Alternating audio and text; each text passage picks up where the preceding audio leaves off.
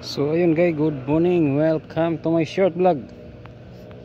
So Dulito World Tracker. So nandito tayo sa red. So itong kuan pangarga natin galing ng Bremen. Yan, empty ito, empty box.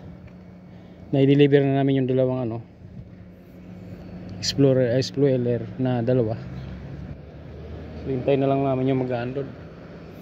So habang inantay namin, si Rafael ay bumili naman doon ng mga pagkain namin. Ha? Uy, nandito na pala. Nandito na siya, oh. Pini, malapit lang kasi ang Pini doon. Sabi ko, sige, ano mayroon? Ha? Yeah. Yung manok, dalawa na bili ko kasi Bakit? yung isang piraso, 8 euro. Eh, Tapos yung nakita ko naka-display, 12 euro, dalawang piraso, 2 kilo. yan.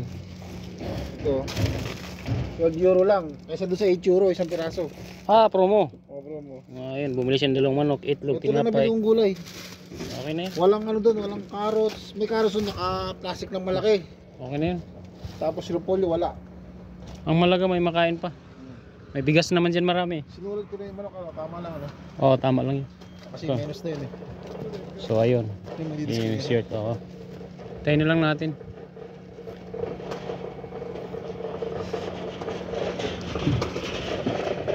Hello. Siya. Ano ba yung sabi ko? So yun ang kandalan, no? Sa mga Muslim naman, ang iba naming delivery malapit sa mga grocery. Mainam pag dalawa kayo. Maganda na rin kasi para ano ba? May isa na ako, binuksan ko na lahat. Ako na nagbukas habang inaantay ang magdi-deliver. Offload. Bali 27 piraso ito. 27 piraso.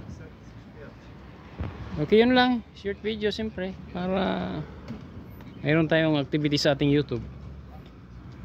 At pa piso-piso lang ang malaga may upload. Ano na rin dito?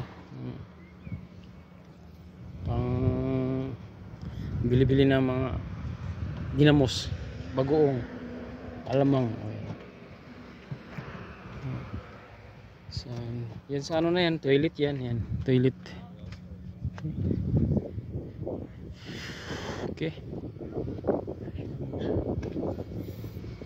Ingat palagi, trackers. Short video lang.